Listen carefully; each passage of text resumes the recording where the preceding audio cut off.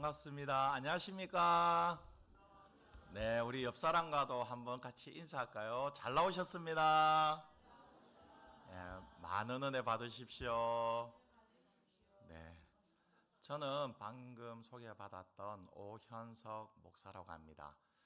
전 태권도 사역자거든요. 제가 보기에는 다 그렇게 말씀하시는데 제가 태권도 공인 7단입니다. 예, 다 놀라시더라고요.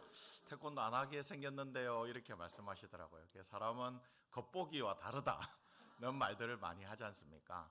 저는 어려서 너무 몸이 약해가지고 태권도를 시작했어요. 그래서 맨날 동네 형들한테 맞고 돌아오고 이러니까 어머니가 속이 상해가지고 제발 좀 맞지 좀 마라. 이래가지고 배우게 된 태권도가 지금은 이제 하나님의 말씀을 전하는 도구가 되어지고 또 복음을 전하는 매개체로 쓰여지고 있습니다. 사실 저는 김해라는 곳이 우리가 보기에는 굉장히 낯설지 않고 가깝게 느껴지잖아요. 왜냐하면 여기서 딱 쳐다보면 낙동강만 지나면 바로 김해입니다. 양무리 교회에서 출발해서 20분이면은 제가 사역하는 곳에 도착을 하거든요. 이곳을 저는 알지 못했어요. 어릴 때 소풍 간다고 한두 번 정도 김수로 왕릉에 가본 적은 있어도 김해를 간 적은 없었습니다. 근데 5년 전에 저희 전 세계적으로 큰 위기가 있었습니다. 어떤 위기가 있었습니까? 맞습니다. 코로나가 있었습니다. 코로나가 있으니까 제가 전 세계를 다니면서 선교하던 선교를 할 수가 없게 되었습니다. 왜냐? 비행기가 뜨지를 않았어요. 비행기가 뜨지 않아서 어디 외국에 나가서 복음을 전하려고 해도 전할 수가 없었습니다. 저는 예수님을 처음 믿고 열심히 땅끝까지 복음을 전해야 된다라는 사명을 가지고 이제껏 달려왔거든요. 그래서 땅끝까지 복음을 전하면 그제야 끝이 오면 내가 기뻐하는 그 주님을 만나겠다라고 생각을 하고 열심히 저는 복음을 전했는데 어느 날 코로나라는 것이 와서 비행기가 뜨지 않고 저의 선교가 멈추고 말았습니다. 제가 그러면 이제까지 대학을 졸업하고 사역자의 길로 들고 나서 외국에 몇 개 나라나 다녔는가 하면 46개국이나 다녔습니다. 그래서 모든 나라에 가서 복음을 전하겠다라는 일편단심으로 열심히 달렸거든요. 그런데 뜻하지 않은 위기로 말미암아 저와 여러분들이 다 당했던 그 코로나 위기가 온 것입니다. 그때 제가 하나님 앞에 기도를 했습니다. 하나님, 복음은 계속 전해야 되겠는데 비행기는 뜨지 않습니다. 어떻게 복음을 전해야 될까요? 기도하는데 제가 마침 고신대학에서 선교학 석사할 때 배웠던 생각이 들었습니다. 우리는 일반적으로 선교를 한다면 몽골 선교하려면 어디를 가야 됩니까? 몽골로 가야 됩니다. 러시아 선교를 하려면 러시아로 가야 됩니다. 우즈베키스탄을 선교하려면 우즈베키스탄으로 가야 됩니다. 캄보디아 선교하려면 캄보디아 가요. 남미 선교하려면 남미로 가야 됩니다. 나가는 선교만 생각을 했습니다. 이것을 우리가 선교학적으로 원심 선교라고 그럽니다. 원심 선교. 고우 선교. 그런데 그 반대의 선교도 있더라는 거죠.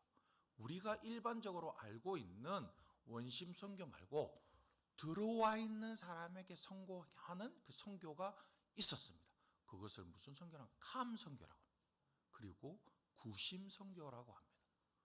그래서 제가 리서치를 했습니다. 리서치를 했더니 우리나라에 외국인들이 생각보다 많은 사람이 들어와 있었습니다. 몇 개 나라나 들어와 있는 거 아십니까? 150개 나라나 들어와 있습니다. 그리고 최고 많이 들어와 있는 도시가 있는데 경기도 안산, 영화에도 나오죠. 안산 지역이 가장 많은 외국인들이 들어와 있습니다. 그리고 두 번째가 있는데 그 두 번째가 바로 제가 사역하고 있는 김해가 많이 들어와 있습니다. 김해는 그러면 얼마나 들어와 있느냐? 80개국 사람이 들어와 있습니다. 그리고 6만 명이라는 사람이 들어와 있습니다. 김해 전체 시민이 56만 명이거든요. 근데 56만 명 중에 6만 명이면 10%가 넘습니다. 일반적으로 이야기할 때 그 나라가 5% 이상 외국인들이 들어와 있으면 단일 민족이라 하지 않고 다문화 국가라고 합니다. 우리나라는 이미 5천만 사람들이 있지 않습니까? 우리 국민들이 5천만 명이 있는데 이주민이 지금 약 300만 명이 들어와 있습니다. 5%가 넘어섰습니다. 우리나라도 예전부터 단일 국가다, 백이 민족이다, 우리는 하나다라고 강조했지만 아시아권에서는 가장 먼저 다문화 국가로 진입한 나라가 바로 우리나라인 것입니다.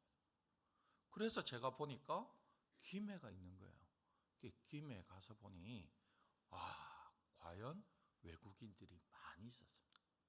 경전철을 따라서 쭉 가면은 좌우에 우리나라 사람들이 많이 사는 아파트 단지들이 있습니다. 거기는 한국 사람이 대부분 있지만 그 외에 동삼동, 서삼동, 내외동, 진영 이쪽으로 가면 외국인들이 너무너무 많이 계십니다. 10명 중에 1명은 다 외국인입니다.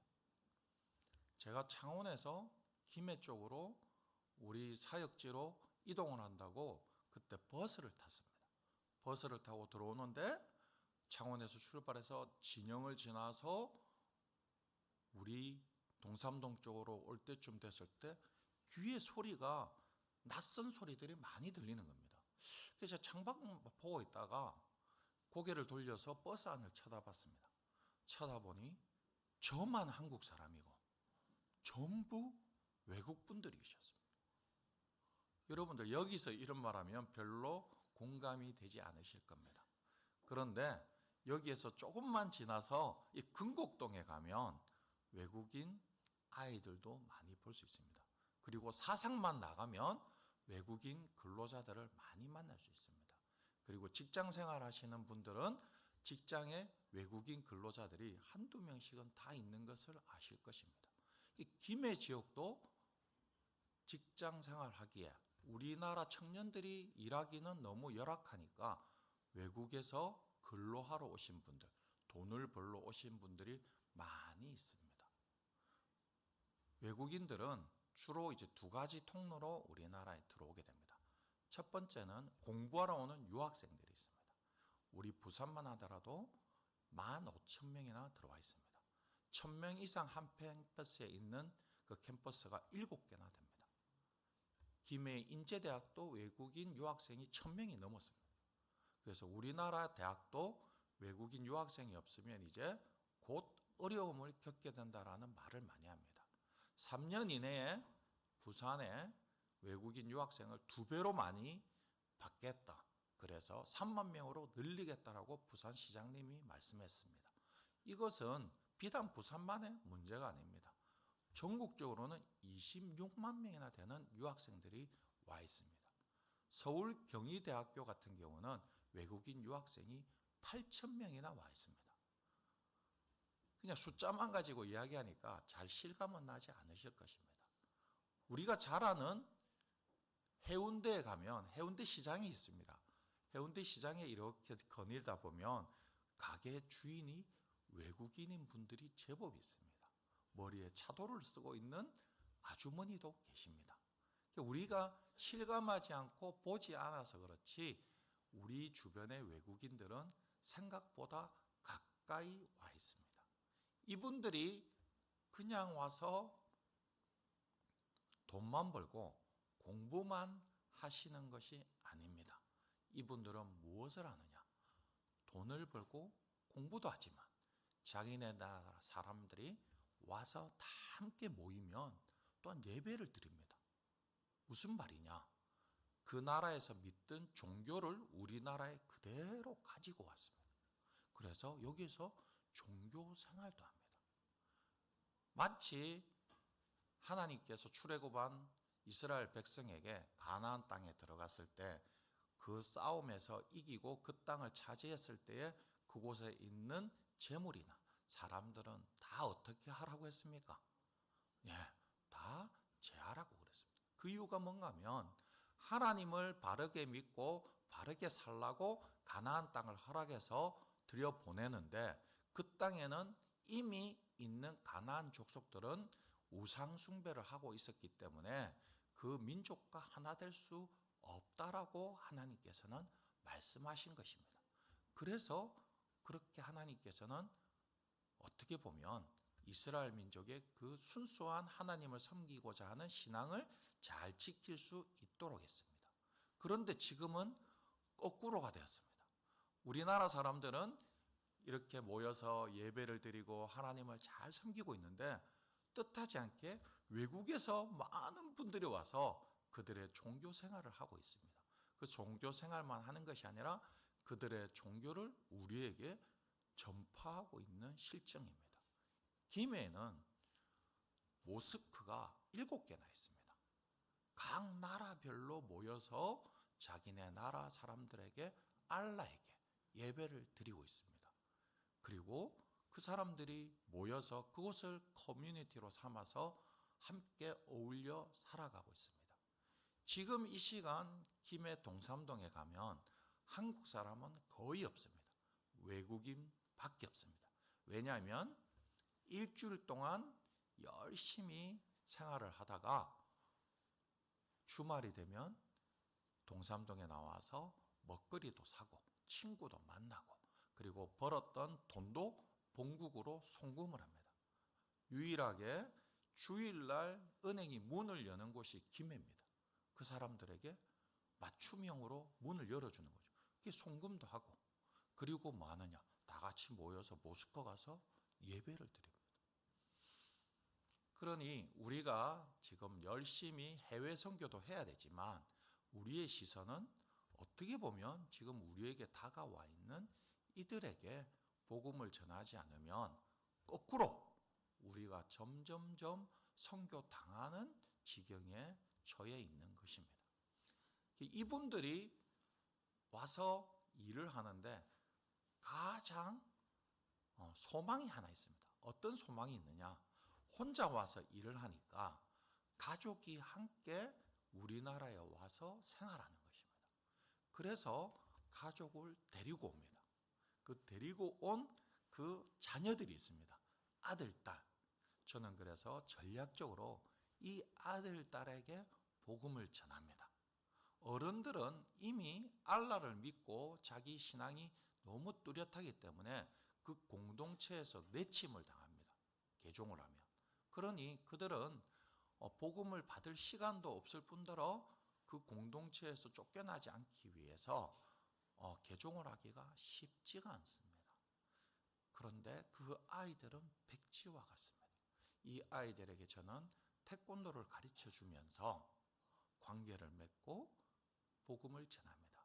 그리고 예수님 믿게 된 아이들을 자연스럽게 주일날 오라고 해서 체프를 드립니다. 그리고 태권도도 합니다. 그래서 더 많이 배우고 싶으면 주일도 온나 해서 아까 영상 보니까 다 도복을 입고 있잖아요. 도복 입고 여기 다 앉습니다. 앉으면 찬양부터 합니다. 그리고 예배를 드립니다. 그 다음에 소그룹으로 순모임을 하고요. 그리고 난 다음에 태권도를 가르쳐 줍니다. 이렇게 해서 제가 김해에서 사역한 지가 5년이 되었습니다. 이제 6년 차가 되었거든요. 6년 차가 되는데 주중에 있는 아이들 그리고 그 주중에 있는 아이들이 잘 양육되어서 또 주일날 연결된 아이들의 모습을 잠시 영상을 통해서 우리가 보았습니다.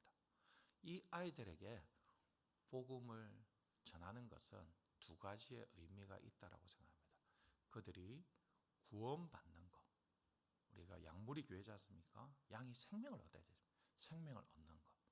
그렇지만 이 양들이 생명을 얻어서 살아갈 수가 없습니다. 생명만 있어서 되겠습니까? 이 땅에서 더 풍성한 삶을 살 수 있게끔 하는 것이 저의 사역의 목표입니다.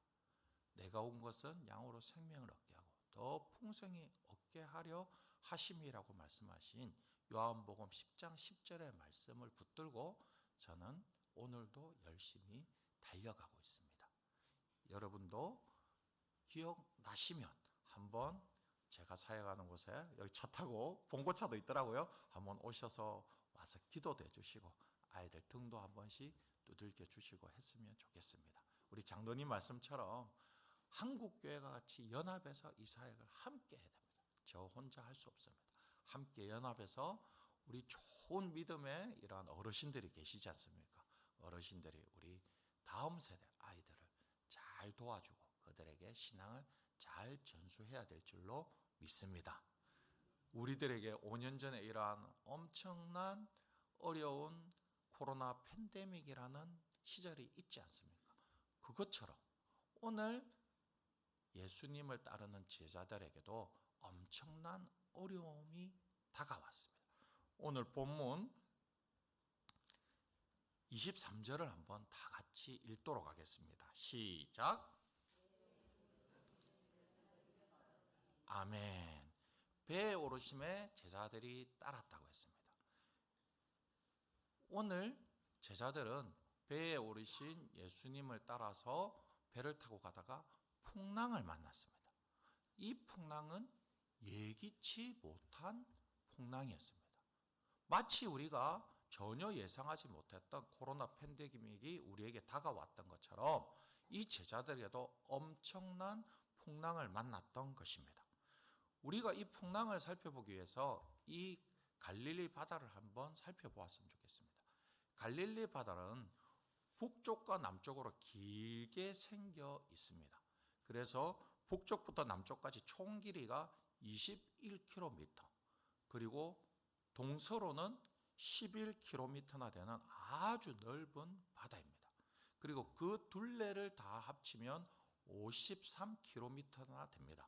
53km면 여기서 창원을 가도 더 가야 되는 거리입니다. 엄청난 큰 바다입니다. 그리고 그 수심은, 그 중심부가 43m나 되는 아주 깊은 바다였습니다. 그런데 이 독특한 지형은 여기서 끝나지 않고 지중해 바닷가 해수면보다 무려 209m나 낮게 되어 있습니다. 마이너스 209m입니다. 다시 보면 쑥 중간이 들어가 있는 형태가 됩니다. 그래서 좌우로는 병풍처럼 이렇게 둘러져 있습니다. 그래서 기온 차이가 나면 육풍이 부는데 남동쪽 고온에서 바람이 훅 불어옵니다. 그 불어오면 그 바람이 한꺼번에 싹 지나가는 것이 아니라 병풍처럼 둘러싸이는 이 형태 때문에 바람이 돌게 됩니다. 그래서 회오리가 일어나죠. 그래서 바람이 불면 갑작스럽게 거친 물살이 일어나는 풍랑이 자주 일어나는 지형을 가지고 있습니다.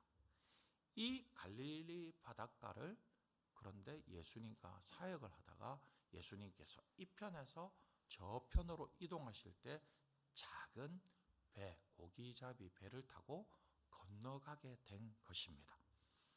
배를 탈 때만 하더라도 날씨는 어땠습니까? 좋았습니다. 왜냐하면 성경에 보니까 예수님이 배에 오르시니 제자들이 따라서 배를 탔다라고 되어 있거든요. 이 제자들의 직업은 무엇입니까? 어부입니다. 어부. 어부면 그 갈릴리 바닷가에서 평생을 고기를 잡으면서 살았던 사람입니다. 그래서 하늘의 구름만 보더라도, 그리고 자기 옷깃에 스치는 바람만 느끼더라도 곧 날씨가 어떨지 당장 알 수 있습니다. 그래서 만약에 예수님께서 배에 오르실 때 구름을 보니 비가 올 것 같아, 아니면 바람을 보니 갑자기 바람이 많이 불 것 같아 라고 예상이 되었다면 예수님을 말렸을 것입니다. 베드로가 예수님, 지금은 배를 타고 가는 것이 위험합니다. 그러니 편할지 몰라도 우리가 둘러서 육지로 갑시다 라고 하지 않았겠습니까? 그런데 성경에는 아무 말도 하지 않았다라고 합니다. 그래서 예수님께서 배에 오르시니 그대로 제자들이 배를 따라서 탔습니다. 그리고 나서 예측하지 못한 풍랑을 만났습니다. 갈릴리 바닷가에서 이 제자들이 만났던 풍랑처럼 우리들도 혹시 예기치 못한 풍랑 가운데 지금 계신 분들이 계십니까? 우리는 이 풍랑을 만나면 종종 그렇게 생각합니다. 그 이유를 따지죠. 왜 나에게 이러한 풍랑이 왔을까? 라고 생각을 하게 됩니다. 나는 예수님을 잘 믿었는데 왜 나에게 이러한 어려움이 있지? 나는 크리스찬으로 정직하게 사업을 하고 직장 생활을 잘했는데 왜 나에게 더 많은 손해가 있지? 나는 교회를 다니면서 술도 안 하고 담배도 하지 않는데 왜 나에게는 이런 고약한 병이 찾아왔지? 나는 교회를 다니면 고생 끝 행복 시작이라고 했는데 왜 나에게는 고생은 끝나지 않고 행복은 아직 여전히 저 멀리 있는 것이지? 아마도 우리 대부분은 이러한 생각에서 자유로운 사람은 없을 것입니다. 저와 여러분들 다 이런 생각을 하지 않습니까?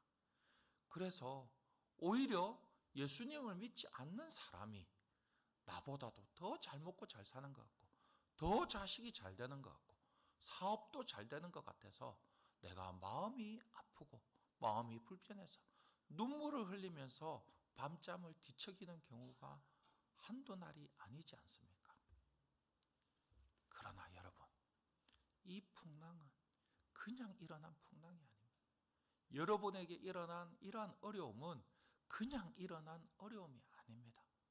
이 풍랑에도 하나님의 계획하심이 있다는 사실을 알아야 될 줄로 믿습니다. 그렇다면 이 제자들에게 일어난 이 풍랑에 하나님의 어떠한 계획하심이 있었을까요? 오늘 본문 26절, 27절을 우리 다 같이 한번 읽어보도록 하겠습니다. 시작!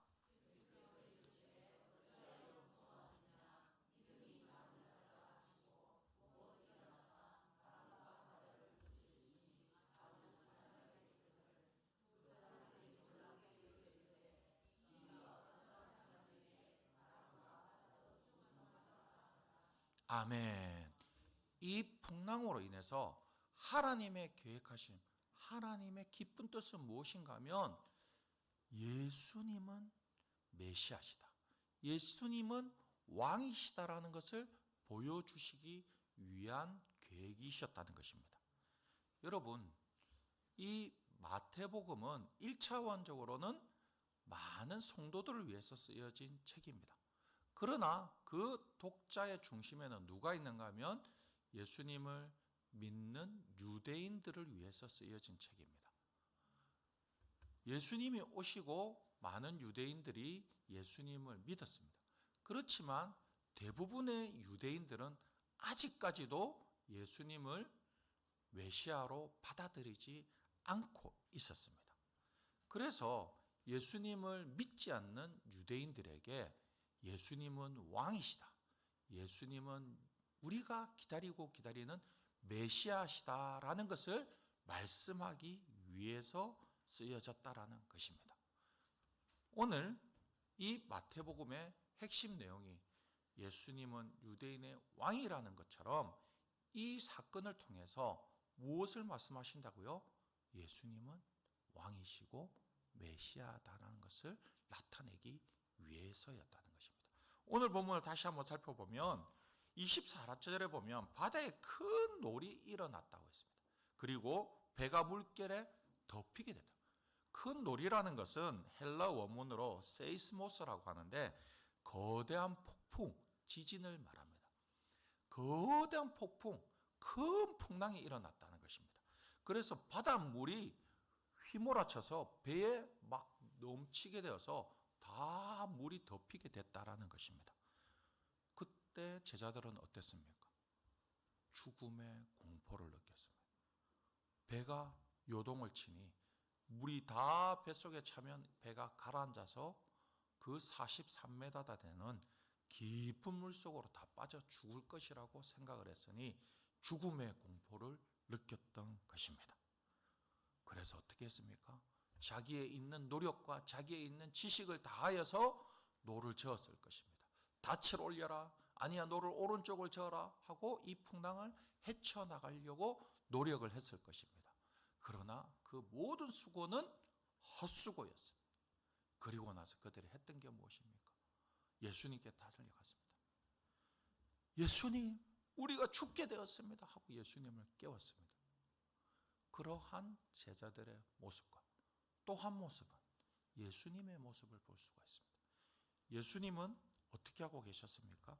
예수께서는 주무시는지라. 여러분, 너무 대조가 되지 않습니까? 제자들은 죽게 되어서 사색이 혼미가 되는데 예수님은 평안히 주무셨다는 것입니다. 그리고 나서 예수님이 말씀하셨습니다.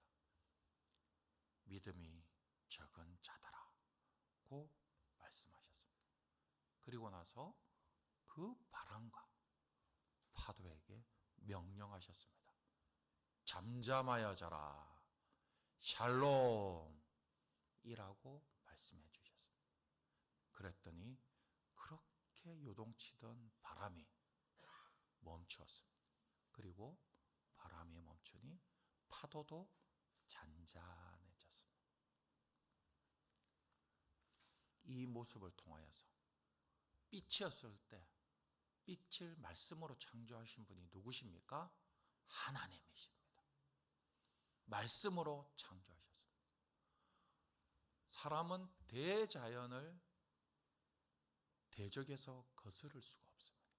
그래서 오히려 풍랑주의보가 오면 다 피할 뿐이죠.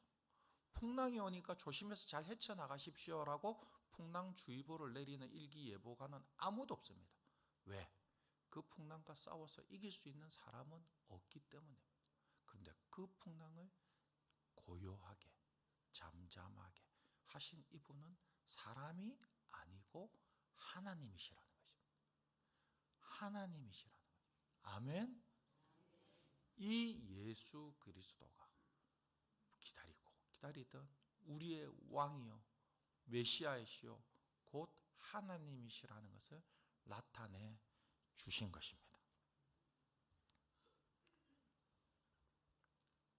우리 모두도 풍랑을 만났을 때 예수님처럼 온전히 평안함을 누리는 저와 여러분들 다 되시기를 축원합니다.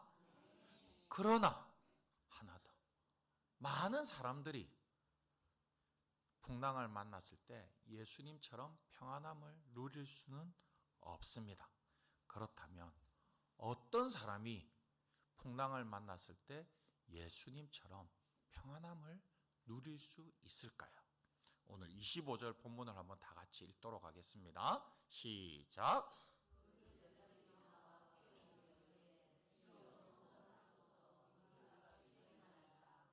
아멘. 그 제자들이 나와 깨우며 이래요. 주여 구원하소서. 다 같이 따라하겠습니다. 주여 구원하소서. 주여 구원하소서. 우리가 죽겠나이다. 우리가 죽겠나이다. 아멘. 풍랑을 만났을 때, 어려움을 만났을 때 우리는 누구 앞에 나아가야 됩니까? 주님 앞에 나아가야 됩니다. 주님을 깨워야 됩니다. 우리가 주님 앞에 나가서 주여 우리를 구원하소서. 우리가 죽겠나이다 라고 나아가야 됩니다. 제자들은 풍랑을 만났을 때 이제까지의 자기들이 가지고 있던 모든 경험과 지식과 힘을 다해서 나아갔지만 그 풍랑을 이겨낼 수는 없었습니다. 자기 자신들의 한계만을 맛보았던 것입니다. 그러나 이 풍랑을 우리의 힘으로 헤쳐나갈 수 없다라고 깨닫고 무릎을 꿇고 주님 앞에 나아갔을 때에 예수님께서 그 바람을 잠잠케 하시고 그 풍랑을 고요하게 하신 줄도 믿습니다. 우리 모두는 예수님 앞에 나아갔으면 좋겠습니다. 내가 이 문제를 해결할 수 있다라고 하는 이것 자체가 하나님 앞에서는 교만인 것입니다. 모든 해답은 누구에게 있습니까? 예수님께 있습니다. 예수님이면 할 수 있습니다. 예수님을 꼭 붙드시는 저와 여러분 되기를 축복합니다. 기도하겠습니다. 참 좋으신 하나님 감사합니다. 우리의